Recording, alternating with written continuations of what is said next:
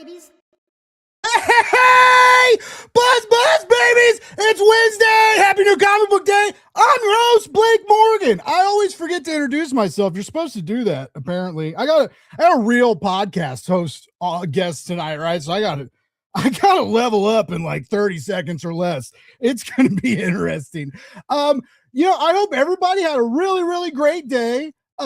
You know what I really hope everybody did? I hope everybody went out there, and I hope you walked into your local comic shop today, and I hope you said, "Give me Comics, the Mother Buggers and Magazine," because it's out. It's out in the world. It's out in the wild. You can just find it. You can just go places. You just go places and buy this. I didn't say it, but I've heard Wizard mentioned several times the reincarnation, like a phoenix rising from the dust, or the flames. It rises from the flames, not the dust. Anyway, $2.99, 48 pages. Holy shit, what a great deal. My goodness. Let's read some ads. Y'all want to read some ads real quick with me? Tonight's show sponsored by Michael Gecko Adams. He's got a new series, Hero, out from KeenSpot, to keep up with what Michael's got going on. And trust me, folks, you want to keep up with what he's got going on, get over to geckoadams.com. Tell your shops to put Hero on your pull list. If for some reason they can't do that, you know what? You can go to the link in the description. You get over to the KeenSpot shop and snag it yourself. It's still available. So we did Negative Burn. I did Comics and Magazine already. Oh, well, look at that. We're making good time. All right. I'm going to bring out some guests. This is going to be fun. This is going to be a fun. What? That's working. Okay, there we go. When you're your own producer, you got to roll with what you roll with, right? All right, here we go.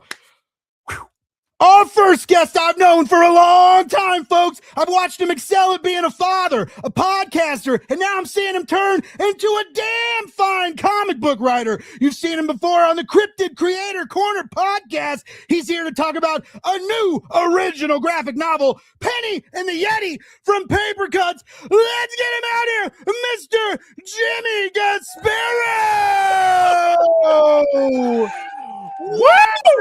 Wow! Stop! How's it going?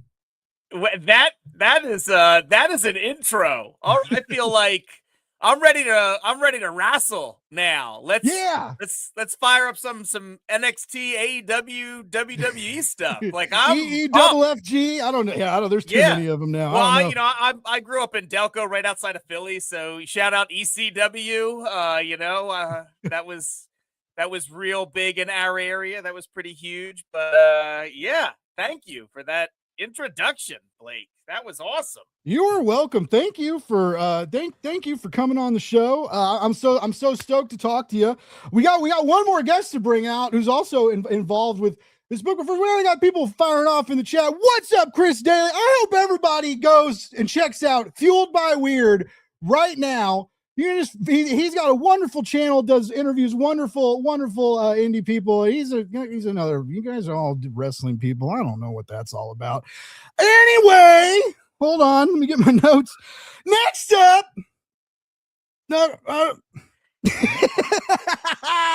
all right. Next up, we've got a phenomenal illustrator.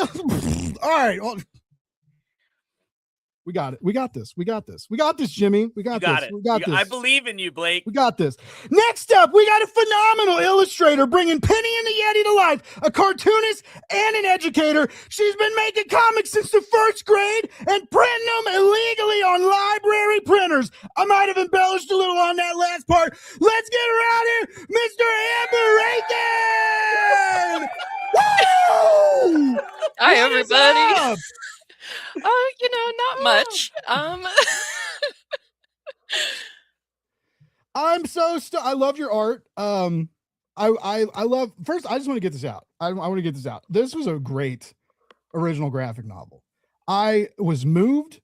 I connected with it a little more intensely than maybe all your readers will, but also it sounds like Jimmy's been getting guilt trip notes from some of his friends. So maybe maybe all of us, like Amber, I don't know how old you are, but like, I just turned 40. I know Jimmy's like 85 or something now. I'm not sure. I'm just Thank you. Okay, for the record, I turned 47 on Saturday. Oh shit. Right? Yeah, well, you look great. I love to remind him because he loves to post pictures on Facebook with his shirt off. And I you know what? I would too if I looked that good, if I was a bronze statue in a golden sun. Anyway, that got weird. That got weird already. We've been on for like 5 minutes. Anyway, Amber, you're in for a ride. I'm letting you know. It's gonna be a fun night. All right. I was moved. I cried. It was wonderful. I got a little vulnerable in the green room, and I didn't. My parents are still together. I have a good family ish, right? We're not perfect, but like, people talk and stuff. But like childhood was rough. There's a lot of yelling and screaming. Like I learned how to curse like way early, and like people drank in the house and stuff, and so some of these the parents that say too much in front of their children, that raise their voice a little too loud, that get mad at that sometimes like inadvertently take out that stress on their kids instead of on their partner or on themselves, right? I've like, whoa, did I connect with all that? So it was really, really intense, but you both did it so wonderfully. The writing, the dialogue, the lightness that juxtaposed with that stress and tension that interwoven in the graphic novel. Amber, your art is just so, it makes me feel like old school Ninja Turtle cartoons make me feel, right? I feel younger and absorbed, and it's just loose and warm and fun. It's so, a cartoonist to the core, right? You see it in the style and the way you make your characters emote and move, and it was wonderful. But before I keep gushing, who wants to pitch this? I'm so bad at this. I'll talk for 20 minutes before ever telling anyone what the book's about. So who wants to do the con table pitch that you're both going to need to perfect coming soon? Cause I feel like this is a book that needs to be tabled at shows and shoved in people's faces, and they need to buy it and experience it. So let our wonderful audience know what this is about. Jimmy, do you want to take this one? Sure, I will. Sure. Penny and the Yeti is the story of a family in crisis. It's about Penny and her older sister Peri and their parents, Fenton and Maxine. And Fenton and Maxine, they're not bad parents, but they really can't get out of each other's way. And because of that, there is a lot of arguing. There's a lot of tension. There's a lot of stress in the house. The older sister Peri is a little checked out by it, and Penny feels a little bit adrift. She's 7 years old. She doesn't like the tension. She doesn't really know how to express it. And one day, her sister's drawing of a Yeti kind of walks right off the paper and into Penny's room and into this family's life. And Penny thinks that Yeti is there to help her get her parents to stop fighting. Now, we know as adults that that's not how real life works. So their plans doesn't have the desired result, but Penny and Yeti have a lot of fun. There's a lot of kindness and empathy in their relationship. And hopefully by the end of the story, maybe we don't know exactly what's going to happen with Fenton and Maxine, with the two parents, but hopefully there's that Yeti helps both Peri and Penny at least find their voice to kind of express how much the stress in the house is upsetting both of them. But along the way, they have a lot of fun and a lot of adventures. There's a lot of big imagination. It's wonderful artwork and drawing, and it'll make you have fun. It'll make you smile. But I'm sorry, it's going to make you feel something too. No, don't apologize for that. I think comics need. I love big superhero theatrics, right? I love big monsters. Everybody knows I love big robots and kaiju, right? And I love like smash it, break it, blow it up. But like I love this stuff too. Like the coming of age. I didn't have this as a kid, or I didn't have access to, or of course, comic books when I was a kid, but I didn't know about them until a little bit later. And I definitely.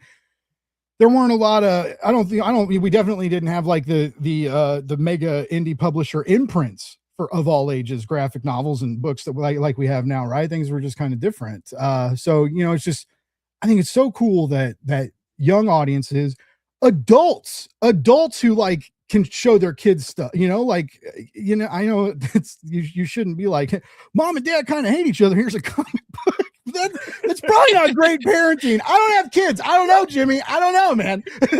Well, I don't think the two parents, I don't think Fenton and Maxine in this hate each other. They don't and hate each other. One of the things that Amber and I and the whole team at Paper Cuts in terms of putting this story together and like the editing of it is that, it was important to show the parents that they didn't throw the other one under the bus, like in front of the kids. They didn't do that. They didn't shit talk, part of my language, but they didn't shit talk the other parent when they weren't around. There was just a constant conflict. And we don't talk about like whether or not there's a source of it. Is it just that they've been together, I don't know, quote unquote, too long? Is it there's something going on between the two of them? They just seem like two people who have gotten to a point where they annoy each other. And, early on in a relationship where you kind of like swallow that stuff back and, you're in the honeymoon phase, like we're way past that. We are 2 kids in, we're a decade or 2 on, and there's just this constant friction.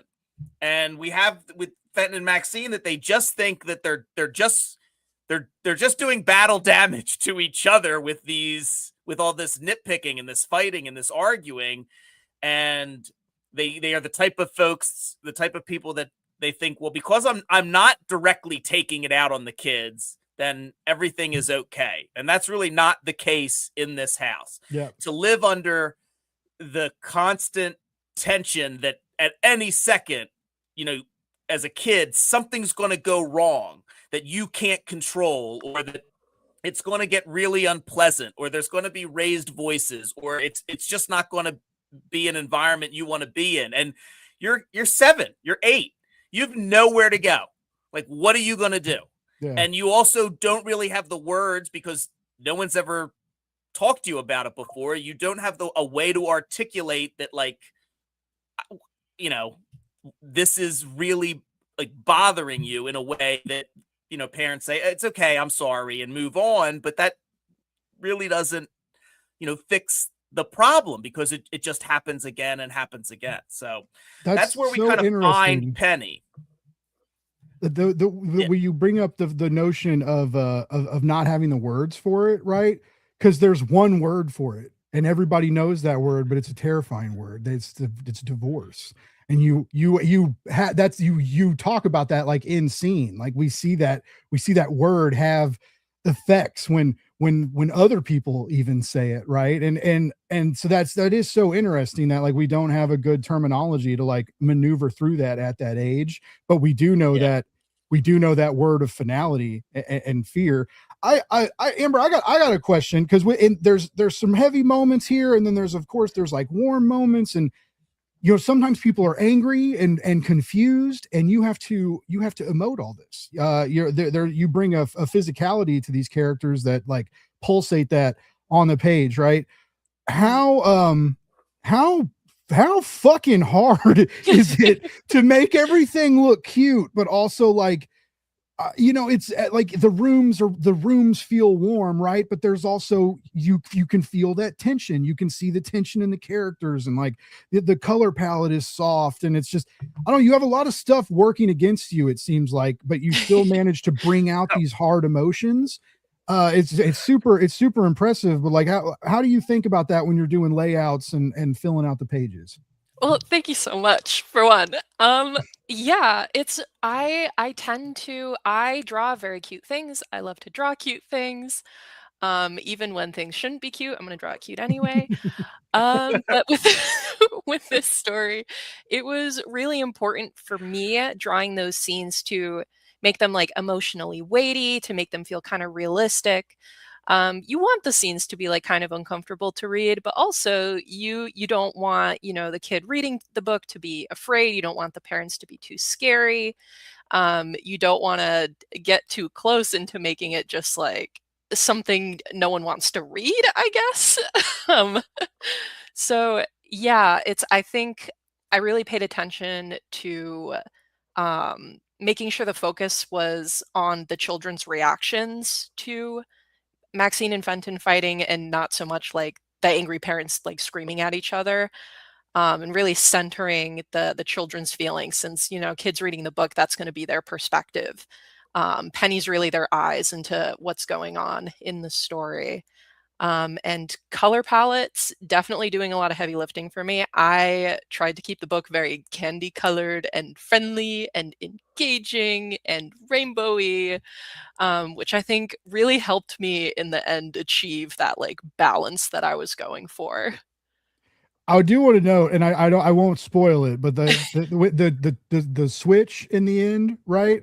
And there's a hard color palette switch too, just like out of nowhere. Like it's like I felt it in my bones. Like I was like I felt the like coldness of that scene. So like, yeah. Mark London, if you're watching the show, I know you watch it sometimes. He does. You know, this is a good book. You should keep it around. Anyway. I'm sorry if I made that weird, but it's fine. It's fine. I don't know. He's been on my show before. I don't know if he watches it. Anyway. I love Mark. That was awkward, right? I made it awkward again. Anyway, sorry. Oh, how did Amber? How did you and Jimmy meet? How did you become involved in this project? So we actually met on Twitter. Shout out Twitter, I guess. Old school Twitter was great. I miss it every day. This was a while ago, back when, you know, Twitter was still useful. When you could make money on it, when you could talk about the stuff that you made and put it out there and share links and get people to go to your yeah, I remember. It was a good time. Good time. Anyway, sorry to interrupt.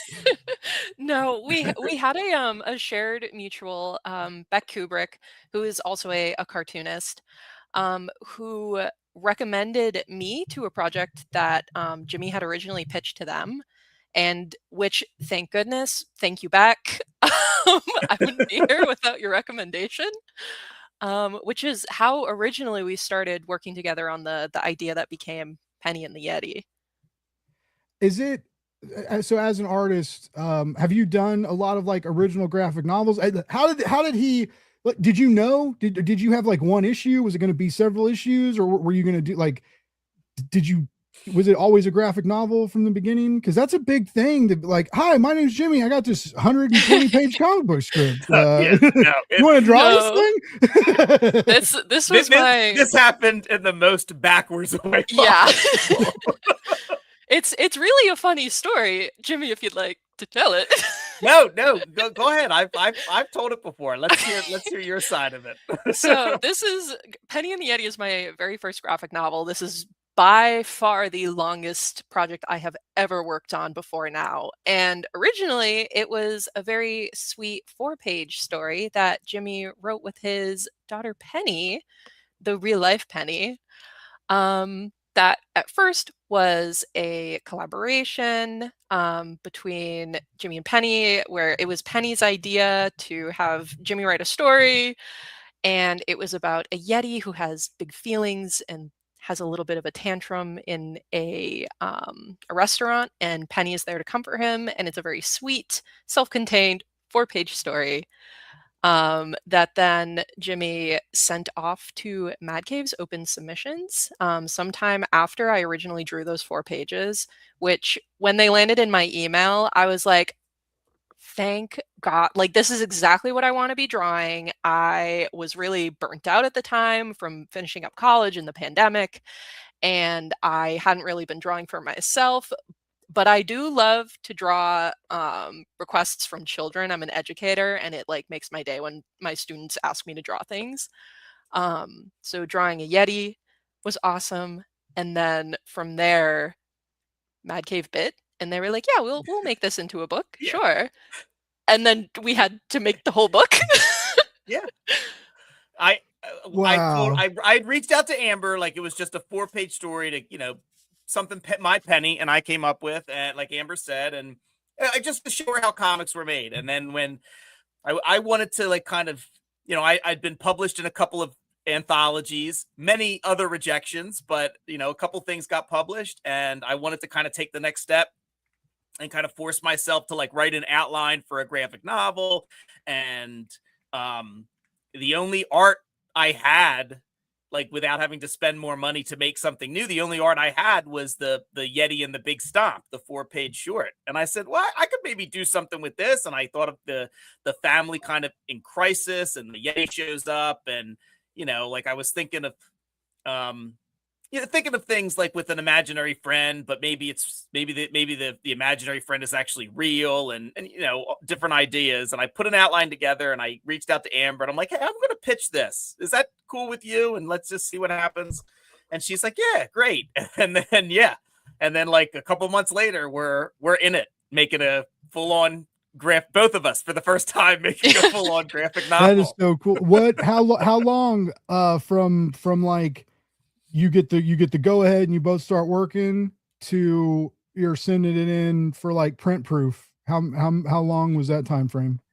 I think I pitched it in the beginning of 2024, and then when we finally signed the contract and all of that stuff, I hadn't really written anything, and I said, give me 3 months. And so 3 months would have taken us to the end of July. And I think I sent our first editor, Stephanie Brooks, and Amber the full first draft of the whole script on August 2nd. And then basically it was editing, and then Amber started to draw once we locked it. I wrote it in section. I wrote the whole thing, but I broke it down in the script into sections like it was a 5-issue series, section 1, 2, 3. They were all about 22, 23 pages each. Give or take. And then we started once we locked in the first section, then Amber started. And I think if August 2nd of 2024 the script was done, and then I think final art and everything was done, and it went to Buddy Beaudoin, the letterer, like sometime in like November of 25. Yeah. Are you real fast, Amber? Like I've always said no, that I work really slowly. But the more people who I tell how long it takes me to do a page, they're like, wow, you work pretty quick. I'm like, it feels like forever for me to finish a page. So it's honestly up in the air. I might be fast, I might be slow. It's unclear. What are you digital, or what are you drawing on? I work primarily digitally. Sometimes I'll like work out difficult compositions on like pen and paper, just because it like gets the ideas out like faster and messier to like work out the kinks. But I penciled and thumbnailed and did the layouts for all of Penny and the Yeti on my iPad, which is such a wonderful tool. And then I inked and colored everything in Photoshop. So digital from start to finish. Cool. That's awesome. I recently got a new iPad Pro. I stumbled into design work. I still don't really know how it happened. But I keep getting jobs. And so like I build a lot of Kickstarter pages and like make the graphics. I'm also the social media manager for Comics and Magazine. And I've done a few, like I made an advertisement for a printed magazine that sold 100,000 issues. That's crazy. So like, so it's that's awesome, Blake. Yeah, it's. I mean, like, I know we're making it about me now. Sorry, but no. It's your show. It's your show. You're allowed. You're allowed. We'll give you a couple minutes. Go ahead. But I got the new iPad, wanting to thinking like, being mobile on design, and the new iPads can like edit video, and I can do, I can run DaVinci on it and stuff, which I don't do. I like having a big screen and like room. But I've been trying to mess with it, but I just signed up for Adobe, because I've been having issues with Affinity. I've watched a bunch of tutorials, and things just weren't clicking, and everybody was just like, just use the lasso tool in Adobe. And I'm just like, fine. And so I got it anyway. I was going to ask what you used, and you said Adobe. So I was like, well, she's good and seems to know her shit. So maybe I didn't make the wrong choice, like some people told me, because some people were like, I was using Affinity, and people were like, you need to, well, first of all, I was using Canva, and people were like, oh, you're using Canva? And I was like, I've made a lot of money on Canva, pal. Like, so just chill, just chill. Okay. But I am to the extent where I need more I need to be able to tinker more.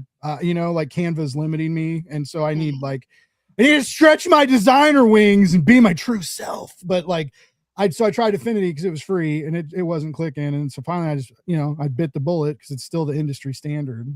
And then so you get people being like, "Oh, you use this," and you start using that, and they're like, "Oh, use this," and then you subscribe to Adobe, and they're like, "Wow, you did that? You just gave AI money? You sick bastard! You call yourself a comic fan? You signed up for Adobe?" No one said that. It's fine, but anyway. But no, that's cool. Do you do stuff in Procreate at all? Like, do you do lineouts and sketches and that? Yeah, I do all of my sketching in Procreate. I find it really difficult to ink in Procreate for whatever reason. I always go over to Photoshop when I need to do that and like clean up my comic pages. But like thumbnailing in Procreate is really easy. Whenever I draw something, I'll like have to use like the little like transformation tool and like squash it and stretch it until I can get the proportions like exactly how I want them. Plus it's really easy to like take my iPad and like if I have a doctor's appointment and I'm in the like waiting room, I can like take out my iPad and like get in some comic time, which I cannot do with Photoshop.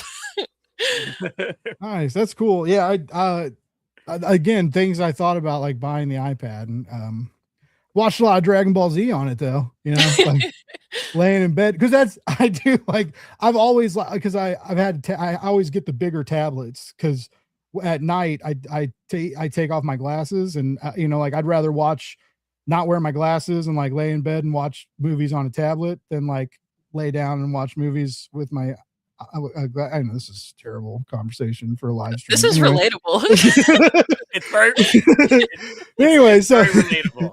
So I do like having folks it of a certain age. It's right. It's very relatable. I have to have my glasses on to watch TV, but then if I go to look at like scroll on my phone, I have to take my glasses off, and then the number of times I've gotten up and then walked back over to the couch and sat on my glasses. Oh no. It's too many times. I haven't broken them yet, but it's come very close. So this is all relatable content, Blake. that's what we're here for. I mean, that's one of the best things about you. Look at me bringing it right back to your book. That's one of the best things about Penny and the Yeti is the relatable content. Yeah, because I mean, we've all had imaginary friends too, and I don't want to spoil it, but I don't really know another way to talk about it. But the hilarity of, because when you wonder for a few pages, like, is this Yeti real or not? And like who can see the Yeti, right? And then people start seeing the Yeti in stages, and you're like, what is happening? And then like the town sees the Yeti. No one ever questions it. The Yeti goes on sleepovers. The Yeti goes to school. The Yeti goes to the library. Like I love it.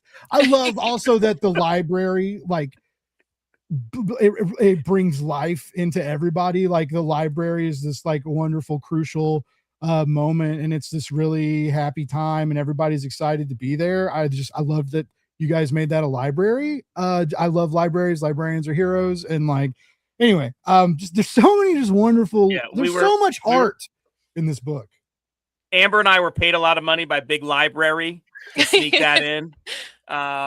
No, Amber and I both love libraries. Yes. We do think librarians are heroes. Like, I mean, I don't know if it's the past 5, 10, 15 years that whether or not it's book bans or challenges to libraries, librarians getting, fired by the local community board. Like, I absolutely love my library right down the street, the Brandywine 100 library in Delaware. Amber, has talked about her library and that she absolutely loves it. And I thought it would be great for them to go to the library because I took my kids to the library all the time. And I'm like, oh, we should have something here with the library. I love libraries. And Amber was like, yeah, absolutely.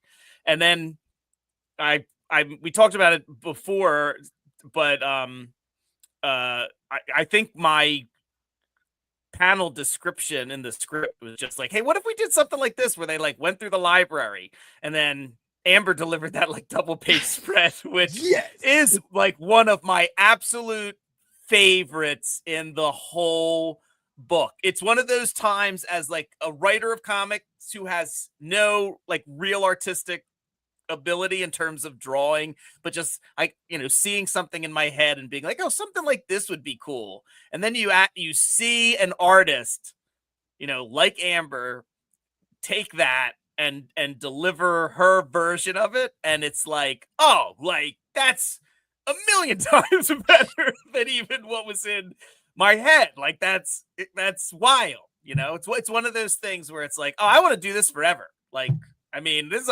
I want to tell stories and work with artists, and because that feeling is incredible, and that's one of my favorite parts of the book. I don't know if you noticed, crushed it.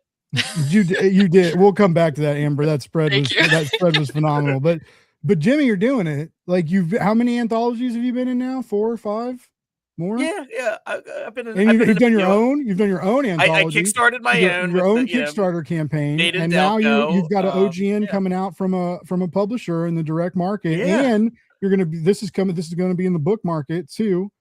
So I mean, you're telling, you're doing it, bud. I mean, there's. I every time I turn around, you're making more comics, so that's awesome.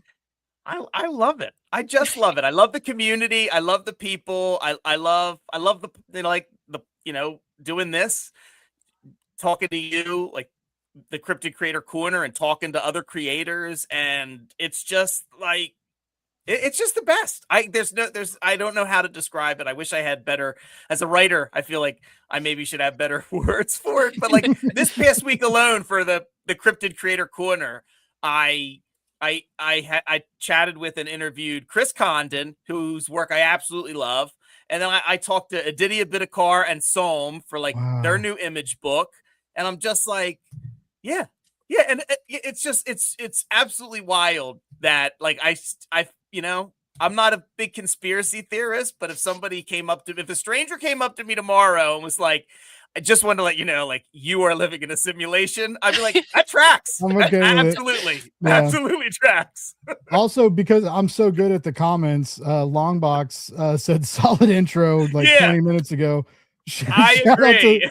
Shout out to also another great indie comics focus show to check out, Longbox Punk. Those are great guys. And they're making comics too. So Amber, I don't know if you know this, but I always heard this. Jimmy, I'm sure you did too, because I don't want to I know it's going to make me sound cocky, but we were good at what we did. We were good podcasters. When I was writing reviews, I was, I had publishers sending me stuff. I had people sending me books. They don't do that if you suck, so it's and everybody told me, good press, but never lasts long, because you either get a job in the industry or you start making comics. And when you do that, you don't have time to do the other stuff anymore. It is so taxing and continuous. And it's very true. The only thing that I think is lucky about us is that you're getting all these, you're doing all these writing gigs. You've done your own Kickstarter campaigns. You've got a book in the direct market now, right? And it's you're still able to find time to do the Cryptid Corner, right? And so I love that you're still involved with Yeti.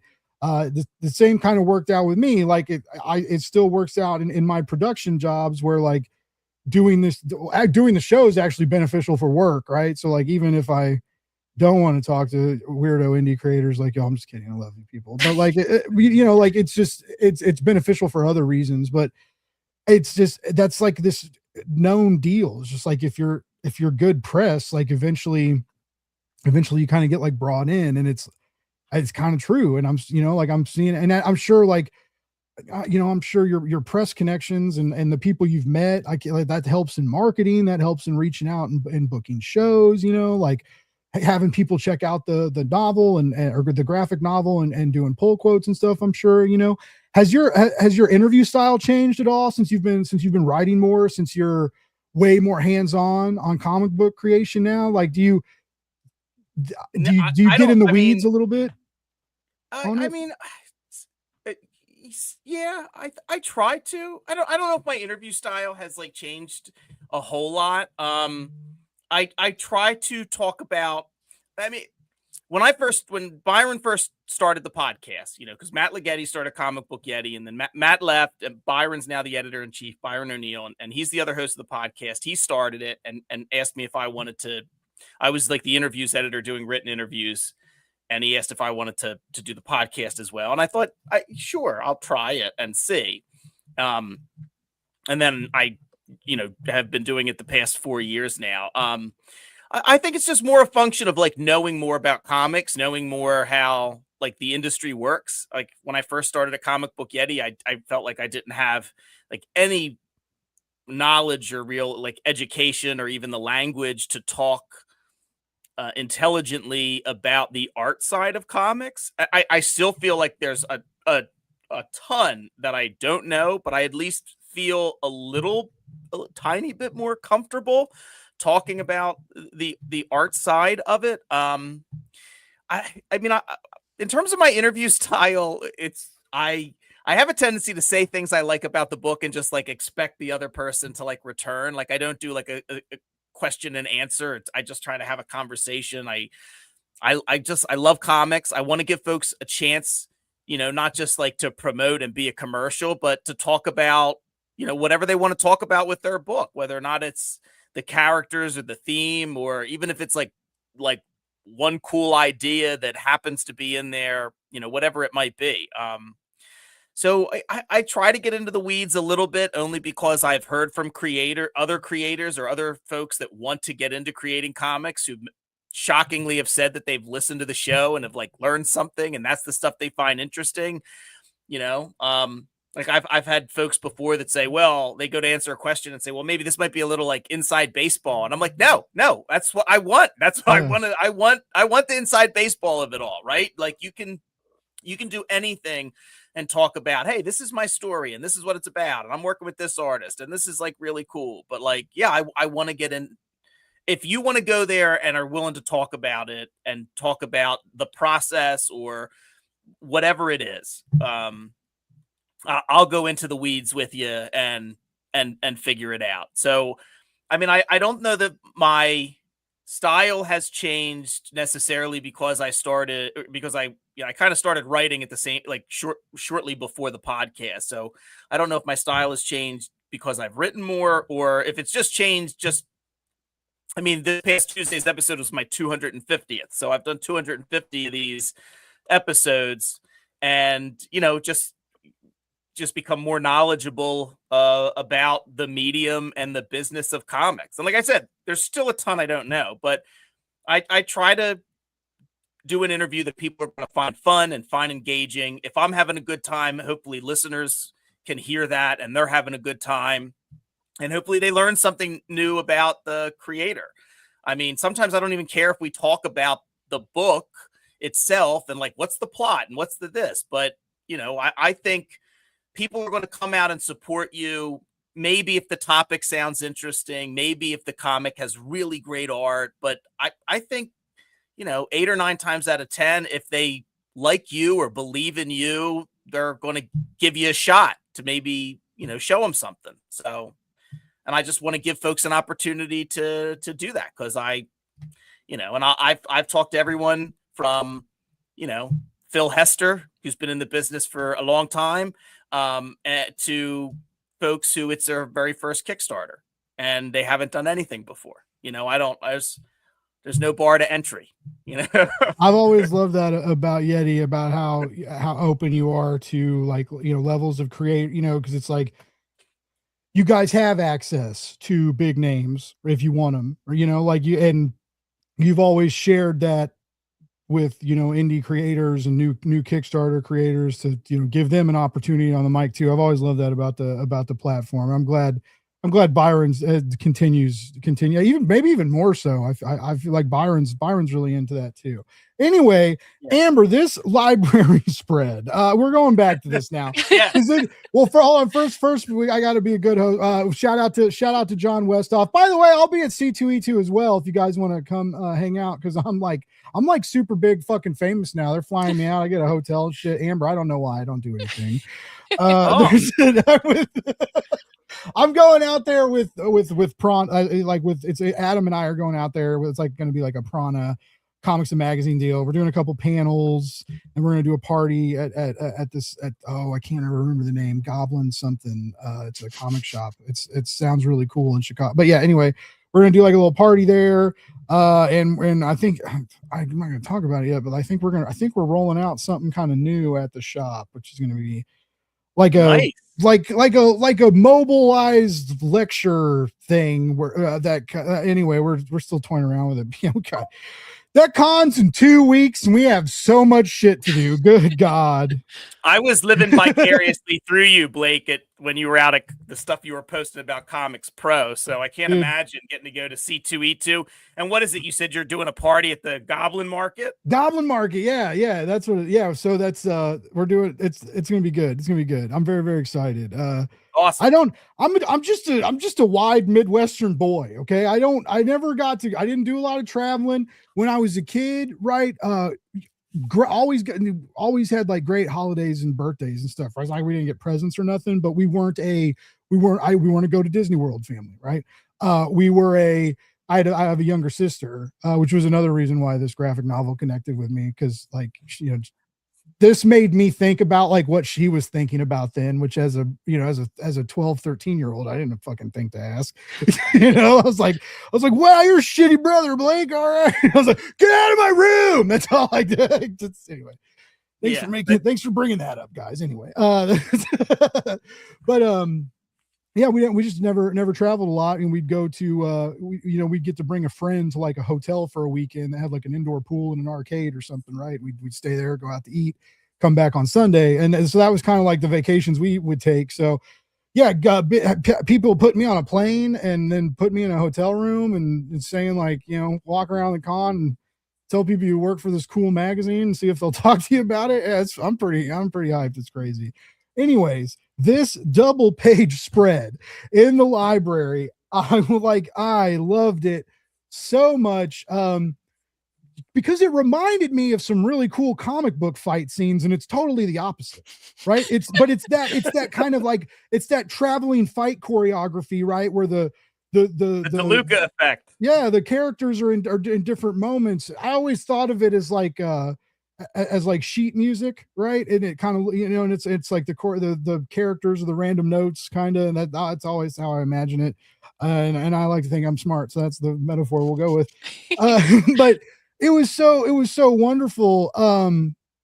Now knowing that the script in that moment was just like, hey, let's go to the library and make it look cool. And in your confession that like this was one of your first biggest projects, it's still not a lot of sequential experience. So like mindset, layouts, what was going through your mind? How like was there a lot of drafts, or did like the light bulb go off and you just like saw it and you ran through that library with them, like drawing at the speed of sound? Like I want to know the story. So the first time I went through the script and I got to the page that was like double page spread library, I was like, oh my God, like what have I gotten myself into? Like, I want this to be so cool, because what a cool concept. A better artist than me would make this like crazy. So I immediately was like, okay, I'm gonna worry about that when I'm like 80 more pages into the book, and then I will figure this out, and hopefully by then I'll be better at making comics. Which, I think I pulled it off. It ended up being like my favorite page in the book, honestly. I went to my own local library to go take pictures and like inspiration. I have a few friends who are librarians and work in libraries, so I, talked to them. Jimmy put some great like recommendations in the script that was like, what if there's like kids like reading books? What if there's like an art room? What if there's like a big like reception desk? And I was like, yes, check. I'm gonna fit as much as this in as I can. And then I actually penciled the page during like a tornado warning, and I was like stuck in the house, and I was like, this is a really good excuse to lock in for like a few hours and draw this page. And I think it came together like so great. It took a lot of blood, sweat, and tears, and trying to make our letterer's life easy, and like to find some like good places to stick the characters, to have like the word balloons also be able to like flow in a way that made sense in a double page spread. And it was a nightmare to draw so many books, but I am so happy with how it turned out. And, it's when there's nothing like working with a writer who is like giving you their ideas, and they of course have a vision in their head of what they want it to look like. And me as the artist, like I want to deliver on what they're imagining. And, Jimmy's wonderful and has given me nothing but praise through the whole book. So it's really great to have that page like resonate and stick out to people and like be happy with how it turned out. It was a labor of so much love. If it doesn't, they're blind. Like if they don't like just stop and like that was the only bad part about reading the digital edition. Like I'd love to see it like in the book, like when you can open it and like really follow the trails and stuff. I mean, I could have like exported the pages and put them together. I didn't. I'm sorry. Easy. Why not? I guess I didn't like the book enough to do that. I'm sorry. But no, that was great. And I'm glad you went through it. I'm glad it kind of put you through some trauma. And I love that there was a tornado warning. Funny to make it about me again. Over the weekend, we had tornado warnings, and I was making a Kickstarter page Friday night for a client, and I built this whole page. And I had my headphones on and I listened to metal. And so like, I kind of heard Bruce barking, and I knew it was raining, and I was like, what is Bruce freaking out about? And then I took my headphones off and I was like, what is that? And I was like, looked at my phone, and there's like, we were under a tornado warning. I was like, I guess I should pack my stuff up just in case. But yeah, I was just like working through the Kickstarter, just like possible, putting my life on the line for comics. That's the long story here. It's Blake Morgan puts his life on the line for comics. So does Amber Akin. That's why you should buy this book.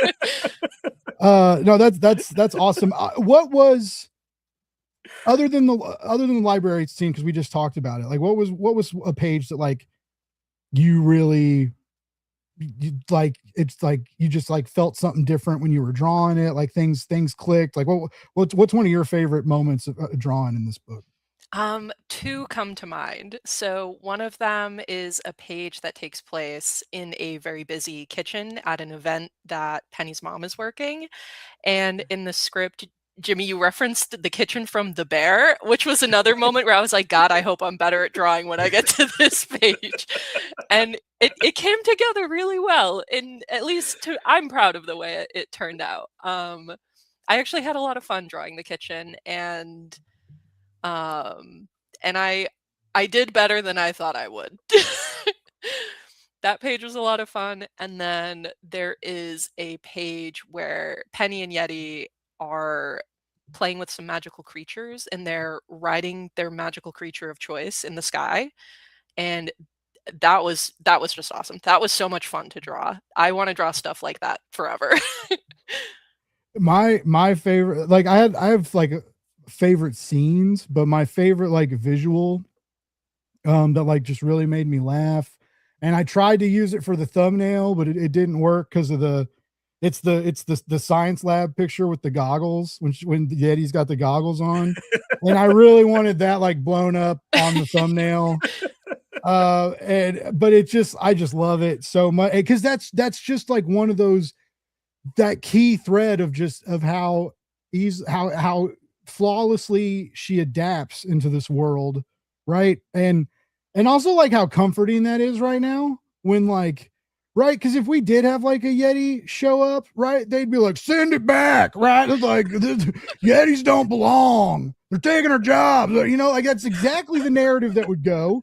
And it's they'd get ridiculous where they'd be like, what bathrooms it using, it would get crazy, and so just like having all these people accept this, it's a monster, it's a cryptid, it's supposed to be a creepy thing, opposite of in every element, right? But it's the abominable snowman technically, and just everybody, just the love and acceptance. And I was like, fuck, I miss that world, and I don't think we ever really had that world, maybe we like thought we did a little more, but anyway, but it was just like, that was a nice image, it was nice to like walk through, and it was also comical because it makes no goddamn sense, because like, no, I love that.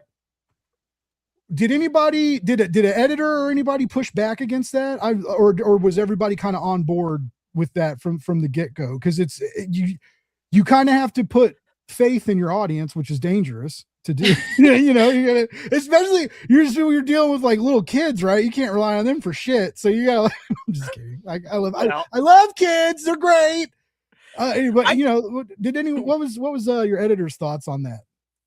I mean, I think we were very, I mean, I think we had two wonderful editors on the project, Stephanie Brooks first, and then Teddy Leo. But I think with Stephanie and Amber and we had to be very clear you know, because just, you know, it's not all spelled out on the outline, but we had to be, when I started like expanding the outline to what each section was going to be about, like we had those discussions, like we had to be very clear in terms of, you know, is Yeti imaginary? Is it like Harvey? Penny's the only one that can see Yeti. Or, you know, and also once we tackle like how Yeti interacts with the world, well, like what happens next? Like, you know, is it something where they have to hide Yeti, where the government's after Yeti? Like, is it like a Harry and the Hendersons? Like an ET situation, or like ET. And a couple of things. One, I didn't want Yeti to be imaginary. I've read a couple of really good books recently and seen some things, you know, on TV and in movies where it's the imaginary character or it's the imaginary best friend that now comes to life. And I didn't want to do that. And we had those discussions where we thought it would be better that Yeti's real. Yeti is a real, Yeti might not, and you'll see in the book when folks read it, and, you know, Blake, you see, like, Yeti doesn't really know, like, why Yeti's there. Like, we don't really explain, like, is Yeti from a place and he is here? Is Yeti just this drawing that comes to life? Is, you know, there's some mystery to that. But Yeti's there now, and Yeti is real and really exists in the world. And honestly, the thing that stuck out to me is from doing the podcast, and someone that's been on my podcast twice is Balazs Lorenzi. And Balazs has a couple of great graphic novels. When he was on the podcast, we talked about Wolf Pitch was one of them. And I think his second one is A Little Bite of Pepper. And Wolf Pitch in particular was my first exposure to his books. And it is a werewolf, a ghost, and it might be a vampire or some other type of creature. And they all form a band. And there's like a battle of the bands, and he's a wonderful storyteller and, you know, cartoonist. And I absolutely love his work. And one of the things I was talking to him about was I really liked in his book because there's also humans in it, but there's no, like, why do all these things exist in this world? Like, why is there a ghost here with humans? Is that something odd? It's just, that's how this world is. This is a world where there's humans, there's ghosts, there's werewolves. They play in bands, they go to work, they do all these things. When we're not getting bogged down in the exposition or the explanation, that's not what the story is about. The story isn't going to be about if people freak out over Yeti or something along those lines. It's just Yeti's here, and Penny's just like, this is my friend Yeti, and he's with us in class now, because the story is about something else. And I didn't want to sidetrack it. None of us did. So that were all our discussions. And once we all came to that conclusion and got on the same page, that's the way the story headed. You're muted, Blake. You gotta do merch that says Yeti's here, like Yeti's here shirts. It'd be great.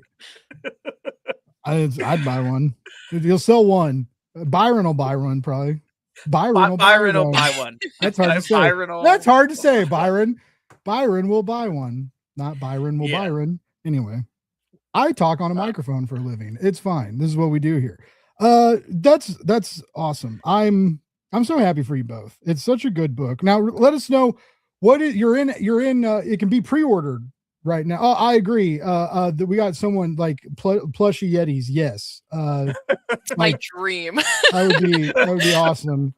They were already taught. Jimmy said when she's got when he's, I keep wrong gender. I keep misgendering this Yeti like a fucking turf. Good God. Like I'm such a terrible person. There were a lot of discussions about Yeti's gender, believe it or not, because like when I don't know if I did it, like if I said he or she, like when we first did Yeti, I don't know if it had come up. But I asked my Penny. I when Amber drew Yeti and when we started on writing the story and Amber did like all the character designs for the family, I asked my Penny, I'm like, well, you know, we had originally come up with the 4-page story, Yeti and the Big Stomp. I'm like, is Yeti a boy or a girl? Like, what is, you know, what is Yeti? And she was like, Yeti's a boy. And I'm like, great. And I don't know, there might've been a discussion about changing the design. I'm like, we're not, you know, I said, no, we're not changing anything. This Yeti is perfect. Yeti's a boy. That's what we're going to go with. And that's what my Penny said. And, yeah, but now, speaking of your Penny, who was I believe that you mentioned the co-creator of the original short. Now, did you cut your own daughter out of this deal? Because I don't see her name anywhere on the title page. There's no accreditation in there. She no, she didn't. Look, she didn't make the cut. All right, you know what's she gonna do? I mean, I guess you could hire a lawyer and sue me. But she's well taken care of, Blake. Do not worry about that.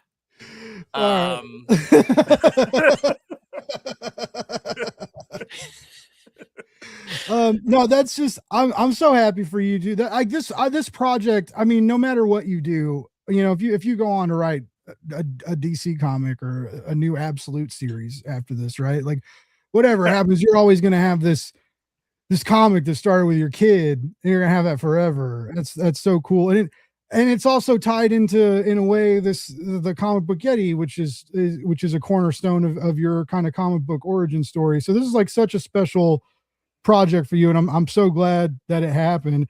And Amber, I'm so glad you're around, because after reading this, I can't imagine anyone else drawing this. I can't imagine it looking any other way. I mean, unless they got like Lisa Frank to do interiors. I'm pretty sure she's dead. Love Lisa Frank. I don't know. Is she still even alive? I don't know. But you know, I mean, like that's just, you brought like that kind of vibe to it, and it's I can't imagine it looking any other way. So I'm really glad you're the one that brought this to life. So and I hope you do a lot more. You've got a real cool voice on the page. I hope you get to screaming at people a lot more. I hope so too. Yeah, I should have been working on other stuff and like locked like Amber down because I feel like this book comes out and I'm gonna be like, I'll just wait my turn. No, it's cool. I'll just wait. I don't want to, like, you know, obviously, like I don't want to like get anyone's hopes up, but I've seen that happen so many times. And like I do a lot of I have a lot of Kickstarter people on the show. Because this show started as a kind of Kickstarter hype corner, and it was, no one could people were having trouble getting Kickstarter press, and now it's bad. Like people are having trouble again getting Kickstarter press. So anyway, it's but I've seen, like, you find these artists and they're new and they're exciting and they've got this vibe and they got this spark and they know how to put it on a page, right? A lot of people can draw, but they don't necessarily get how to put it on the page and how to build out these scenes and really bring them out and make them move, you know. There's like a Joe Jusko. I talked to him a while back, and he talked about it, like, you know, when he was 17, he was getting Marvel gigs and doing covers, but he was still like, he was still learning covers, but even Marvel editorial was like, no, dude, like you have these poses and these layouts down better than a lot of like our guys that have been here a while. Anyway, you will get snatched up. Like you do these indie books or these Kickstarter campaigns, and then maybe you win an Image or Top Cow contest or something, right? Or a Mad Cave contest, or not even that. Maybe someone just sees the book, and it does happen. So I hope you continue working with Jimmy, but I also hope you get snatched up and make that money. Like, get that money. Also, we got some people in the chat. We got Brain Bee Studios saying Jimmy Gaspero on Absolute Kite Man. I would read it. I would read that 100% all day. Yeah, I'll take Absolute Kite Man if they do that. Just like, I don't need a series, just like a one shot. One shot, yeah. Yeah, Absolute. That's generous of you to offer DC a one shot. You know, I'll throw that out there. If I have, I mean, I love comics and got into writing them after reading so many and just thought, like, I always liked telling stories and thought, 6 years ago. So 6 years ago, I thought I'd had an idea. I entered the Mad Cave 2020 talent search. That was the first time I ever wrote a comic script. And I didn't win. I've entered a few times, never won, which is fine because the people that have won have been amazing. They've had amazing winners. But but I'm glad Mad Cave does that because it got me to say I would like to try my hand at writing it. So 2020, and now from that first 10-page script to enter the contest to like 116 page or so our full graphic novels, that is that 6-year journey. But doing this, like, I love DC. I read a ton of DC stuff. I never had I'm not the guy that has like a Batman pitch in my back pocket. Like, if I run into Chris Conroy or whoever, obviously you don't, because you would say I have a Batman pitch in my utility belt. You wouldn't say you're. You're right, 100%. I read comics. I won't do Batman puns though. I'm too good for that. I would love some Batman puns. But yeah, my point being though that, like, I've never been somebody who like aspired to want to write for DC or Marvel as much as I love comics and I love that. I love reading them. But that being said, like, my one of my all-time favorite DC characters is Saint Walker, the Blue Lantern. So I would say though, if there was ever anything going on, if I ever got big enough to have an opportunity to throw my hat in a ring, if they brought back the Blue Lanterns, I do now have gotten to a point where I do aspire to at least would love to try my hand at that one day. But I don't know. I'm hoping we get to do Penny and the Yeti, book 2. So I am too. That's the next thing. especially where you could take it. That volume 2 could have all the same characters in a totally new world, in a new, like, just like you could flip everything on its head and still find some core ideal to exercise and educate people on, and still remind people that it's okay to have feelings and it's okay to not have all the answers, all these good things that you did wonderfully in volume 1. But you could do it in a different way. And I don't want to say too much, but yeah, I really hope I hope you guys get to do it. And if you know what though, and I just want to tell you right now, if you don't, well, Amber, Jimmy already knows how to run a Kickstarter, so just make him do it again, and then you guys can get that plushie. But I do, it's hard to pitch, and sometimes when you do get a book out, it doesn't mean a second book will happen, right? And a lot of people will take that as a big loss and sulk away from it. And in today's world, you don't have to. You can take, well, A, you could take it and pitch it to other places, but B, you can walk it right over to crowdfunding. And I like, Jimmy's built an audience for years now, and now he's building a core audience that are fans of his work, right? So like you have things going for you if you did go, but also I would love for it to stay at Paper Cuts, because I wanted to add, I know I've kept you guys for a while and we need to wrap it up, and I'm bad at wrapping it up because I'll just keep talking. But like, Amber, you said you're an educator, and I know Paper Cuts, a lot of Paper Cuts books have like bonus features or downloadable assets for the classroom, for teachers to, like, if they wanted to use this book in a class, and then they can, there's like kind of lesson plan help and stuff. Are they doing that for your book? Do you know? Not to my knowledge. I would love it if they did. I'm working on my own little activities for like local library events that I want to organize, and like bookstore events. for activities for kids to draw themselves with their mythical creature best friend of choice. So if no one else does, I want to I do will. that. I want to take that class, Amber. Just a 40-year-old dude and a bunch of kids. Yeah, that sounds bad. No, don't let me do that. But that's amazing. You should. That's cool. I hope.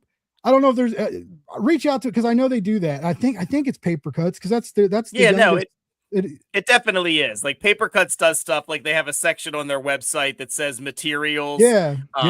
Yeah, I know they just did something where they had like Valentines you could print out, and they did a Penny and the Yeti Valentine that said like it had Penny and the Yeti on it, said there's no one like you.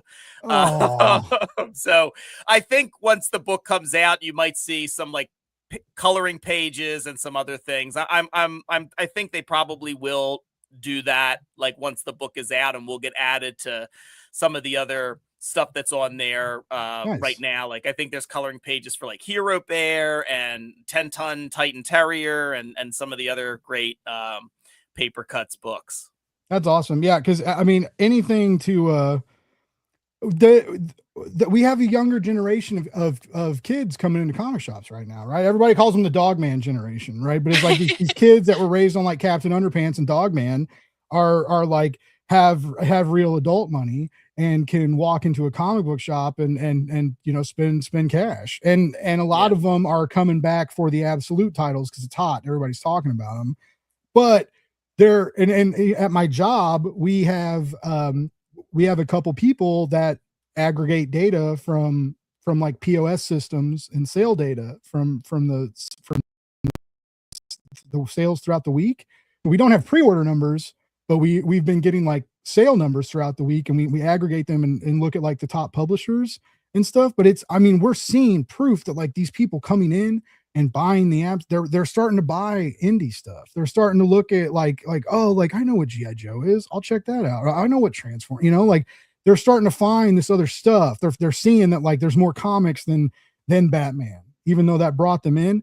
And so anyways, anything to help younger readers to keep them reading, right? Encourage them reading. Because for a while we were worried about that, right? People weren't reading anymore. And now it seems like we were wrong about that. Like people were reading. We have younger kids wanting to not have cell phones, or they're going back to flip phones because they don't want smartphones, right?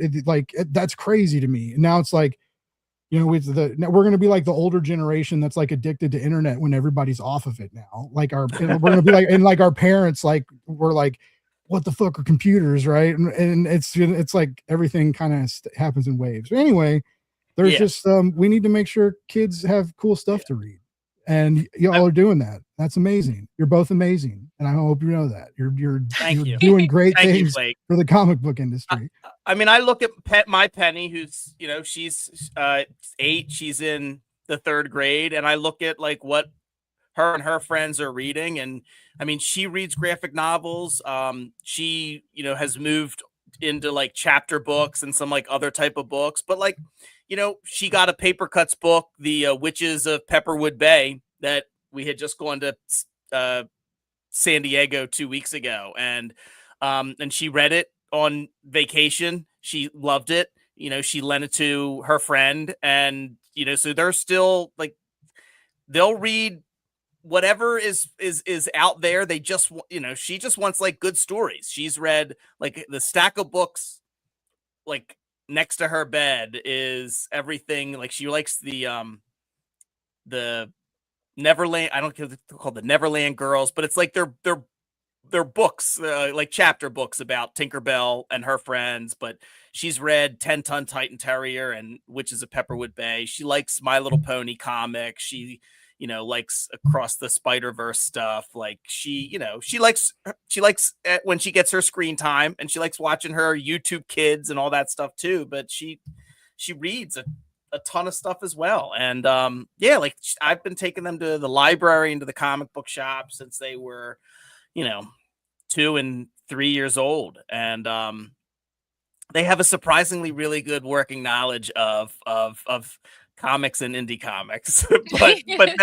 but you know, to see like what their friends are talking about in terms of what they're reading, not only in school, but what they're like maybe reading for fun, or when they talk about, oh, I read this and you should check it out. Like, I think it's amazing. I think they're, you know, and I'm happy that Amber and I can at least contribute a little bit to like a book that maybe a kid picks up and makes them a lifelong comics fan. I mean, if that happens to like one time, that's an amazing gift to be able to say that we contributed to that.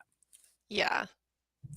That's sick. Amber, I have a question real quick before we wrap things up. You said you're not, this was like one of your first sequential projects. Are you a big, like being an illustrator cartoonist? Are you a comic book nerd? Are you like, what kind of stuff are you into, and where do you draw inspiration from? Like manga, anime, stuff like that? Like what kind of nerd are you? I'm curious. So I went to art school, and I did my like degree in sequential art, which is like the take me seriously term for like drawing comic books. Yeah.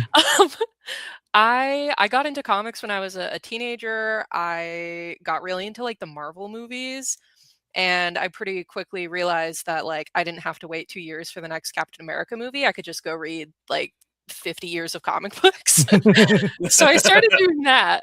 I went from Marvel into like DC, and then I started reading like baby's first indie comics, and I read Snot Girl, and that was huge for me. And then I read Tilly Walden's books. Yeah. Okay. And that was like the first time where I was like, oh my gosh, like I love comics. I never considered that I could make them myself.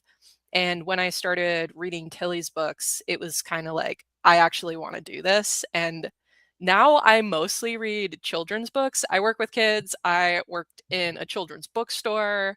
I draw cute things. Children tend to gravitate towards cute things, so it just made sense for me to start drawing children's books.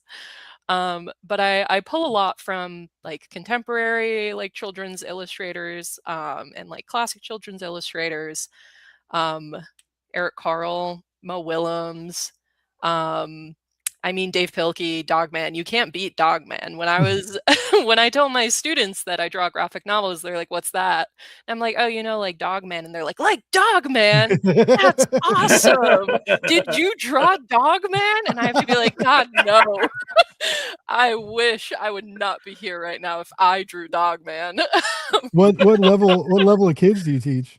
I work with middle schoolers, so 5th to 8th grade, but mostly like with 6th graders, and they're prime Dogman age. That's cool. So, like, you know, I had a few teachers that showed me like when like the world and friends were trying to remind me like books are stupid, play video games, or maybe even do drugs later, right? Like not that young, but like high school. Like I had and like in like 6th and 7th grade, I had great teachers that really encouraged me to read. And then I got like special permission from my school when I was in grade school, because I was like technically like too young to read Goosebump books, and they like let me buy Goosebump books from the book fair, because I was that smart didn't stay, by the way. My family thought I was gonna be a scientist. I let everybody down. They were like, "Oh, he reads so fast, he does all these great things," and then I grew up into a podcaster. Anyway, but yeah, that's cool. That's a good age to remind kids to be creative. That like, you know, that like to not suppress those dreams, right? Like it's okay to chase stuff. Like shit, I'm 40, still kind of chasing the dream, right? Living this weird freelance life to you know, be in comics. You know, Jimmy's doing the like. I cannot imagine like you got the day job and then your family and then the podcast and then you're making comics. That's just a lot. Having classrooms of people to take care of, and then doing freelancing on the side, sequential on the side. Like that's a lot. And so like, it's commendable. And I like that. I like the path that you've chosen. It's a good path, because like reading's cool. And I agree. Reading's cool, and like fuck people who are like trying to take books away from kids for stupid reasons and all that, right? So like, yeah, the world needs more people like you. Anyway, it's late and I've kept you a while, and I'll just keep talking and gushing about you two wonderful people and your wonderful book. But when does this thing come out? It'll be out April 21st. The final order cutoff is March 30th. So almost the last day of the month. Pre-order it now before you forget. Yeah, you can pre-order it now right through the Paper Cuts website, or you can pre-order it wherever you get your graphic novels. They can go to a shop. They can go to a shop right now, and you can pre-order. You tell them, you say, hey, Blake from Blake's Buzz told me to come here and pre-order this book, pre-order Penny and the Yeti, and pick up Comics the Magazine, because it's the best. It's amazing. It's so amazing. I just threw it across the room. It's okay. We got a bunch of them. Anyway, do that though. Pre-order this book. It's important. And we're actually trying to, we don't like the term FOC. I don't like it. If you like tell people, Amber, could you imagine like getting in front of your class? What's tomorrow? Tomorrow's a weekday, right? Yeah, you get in front of your class tomorrow.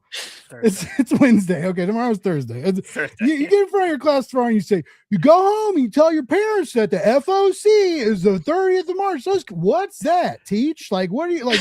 What am I like? They're gonna go home like, Amber says the fuck is the end of the month. What did you say? You know, it's like, so we're kind of like we kind of started joking around with the magazine. We're saying like last call, right? Like we're at a bar, right? You know, last call, get the orders in, or like your last chance to order it.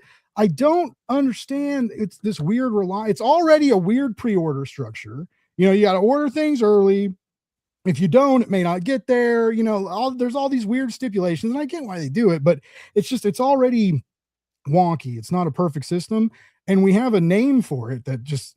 We talked about language, and the language like we don't have to communicate. Like there's people don't know what FOC means. We need to call it something else. Every time I mention it, I try to explain it, and it's just because if folks that don't know, like even people that buy a lot of books, like in the book market, you're like, oh, the book is out, I can pre-order it, and it's like, well, yeah, but it's comics, so like you can do that.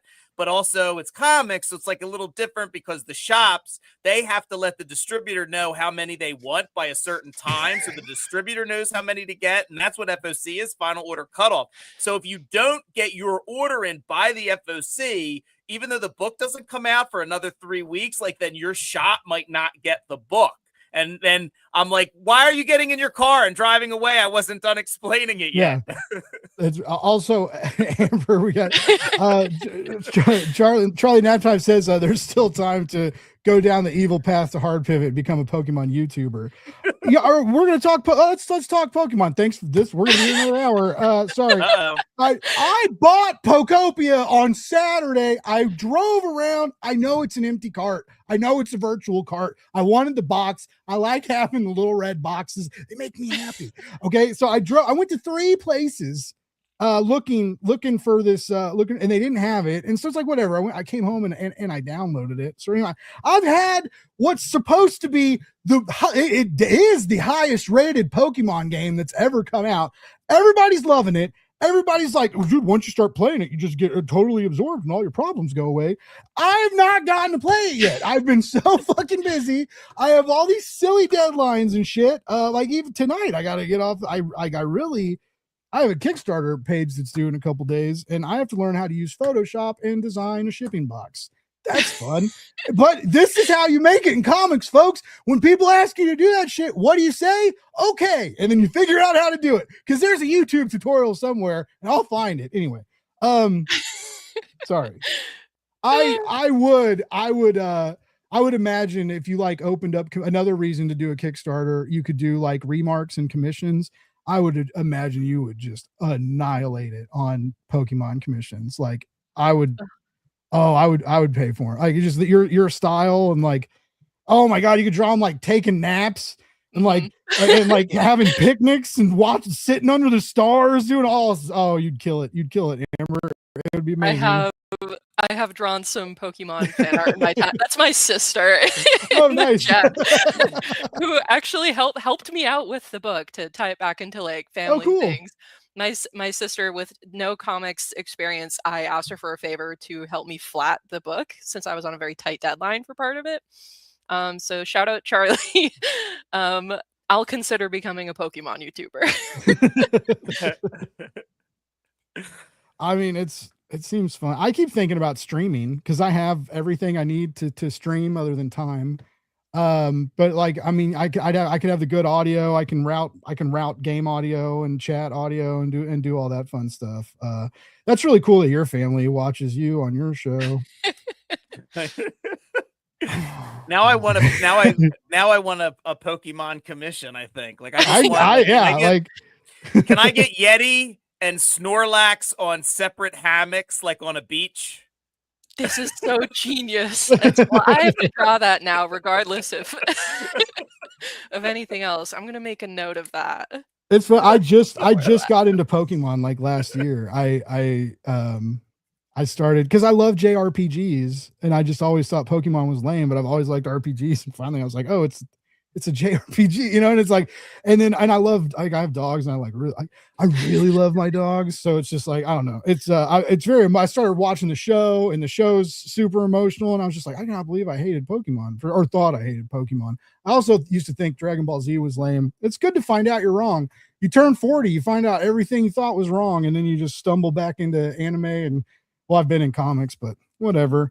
We're not going to go through my weird 40 year, you know, conundrums in my mind. I'm going to send you both free. But before we do that, I want to give you both time to shout out, you know, Jimmy, of course, like your podcast, Yeti, anything you can think of, let us know. I mean, Amber, down to like websites where we can give you money, Patreon, let us know how to support you both. Jimmy, let's start with you. Oh, sure. Yes, you can find, if you want to follow me on social media, like I'm on Blue Sky. It's just Jimmy Gaspero. It's my full name. You can find me there. I am also on TikTok. It's the same thing. I haven't been posting videos in a while, but I'm going to start doing more of that. Just like some fun stuff.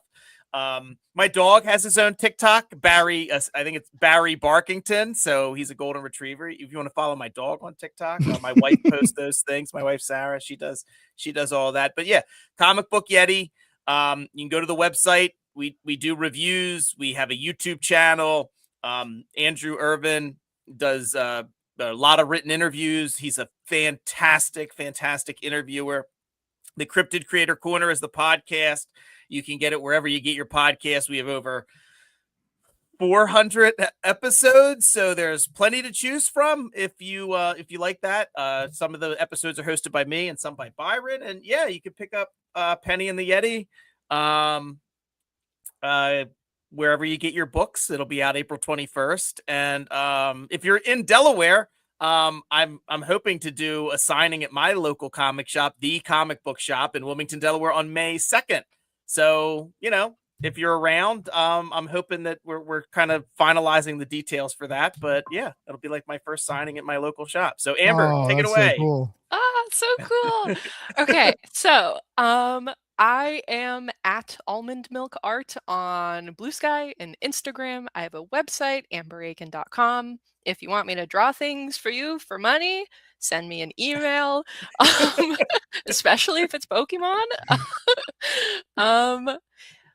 If you want a signed copy of Penny and the Yeti from me, check out the Eric Carle Museum of Picture Book Arts bookshop. And if you live in the Western Mass area, I'm going to be doing my own little event at the Eric Carle Museum on April 26th. Cool. Wow, your event's at a museum. Jimmy is just a comic shop. That's a little different level of prestige there. I'm just kidding. That's so cool. That's awesome. And I'll make sure I didn't look very hard, but I was kind of looking for, I definitely didn't search for almond milk art. Maybe that was, I foolishly searched for your name. Yeah. No. I'll definitely give you a follow. I'd love to keep track of you, and especially if you post art. I love scrolling on Instagram when things are sad, because it's just like I follow a lot of comic book people, and I usually see a bunch of like amazing art, and it distracts me from like doom scrolling. Yeah. So anyway, I appreciate that. Thanks for putting cool stuff out there. All right, everybody. Wait, Blake. One thing, Amber. It sounded like you said your event was April 26th. They have it Saturday the 25th. Is it the 25th? That's me just not knowing the dates of things. Well, I'm just saying the Eric Carle Museum website says it's Saturday, April 25th from 2 to 2:30, special story time with Amber Akin. I just wanted to make sure that people don't show up on Sunday and miss it, because if you're in the area of the Eric Carle Museum, go. You can meet Amber. Special story time. You can pick up a signed copy of Penny and the Yeti, I'm sure. I'll have stickers. Ooh. Yeah. Hell yeah, that's cool. So sorry, that's cool. I just wanted to. No, thank you. No, like I've been in marketing mode, so just trying to get all the stuff right. This reminds me of like being on like a high production, like high flow podcast where they have like the people in the back room on the laptops that are like searching everything that people say, and Jimmy's like fact checking everything, and he's like, "Wow, Blake's wrong. Wait, Amber's wrong." That's what we have to do. No, like. The world needs you. I'll hire you for free if you want. Thank you. Also shout out to Byron. If you're out there, I know he's been under the weather for a while, and I think he's fine. He's getting ready to come back to the Yeti and doing interviews and hanging out in the comic world again. A lot of people miss you, bud. I'm glad you're feeling better. Amber, it was so great to meet you. I'm so glad that Jimmy invited you on the show. It was wonderful to have you. Jimmy, as always, dude, I love you. You're great people, and I'm glad to see you doing great things. I say this all the time, but I always mean it. Future projects, hit me up. Love to have you back. Anything I can do to help to remind people how awesome you are. Before I set you free, did we miss anything? Anything else you wanted to say or shout out or scream at the world? I don't think so. I just want to say thank you, Blake. I love you too, Blake. I love all the stuff that you do. I mean, you're very open on social media. Too open. If you talk to my boss. I totally disagree. I don't think you're too open. I think you are somebody that comes across as unbelievably genuine. And that is so important, I think, in comics and in what you do in terms of marketing, because you're telling people when you're doing marketing stuff to like, hey, come check this out, come buy this book. And there's not a false note about anything you do or say, because you are also so open about when things go wrong, or when you're down. And I appreciate you. I love you. I love what you do. And just thank you so much for having us on. And I think out of all the podcasts and YouTube shows I've seen, I got to say, you got the best intro in the business. Yeah, that was tough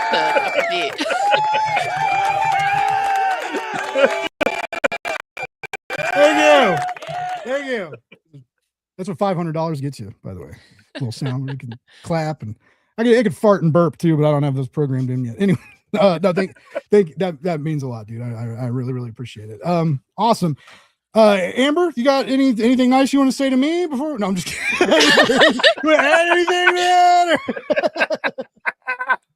No pressure. No.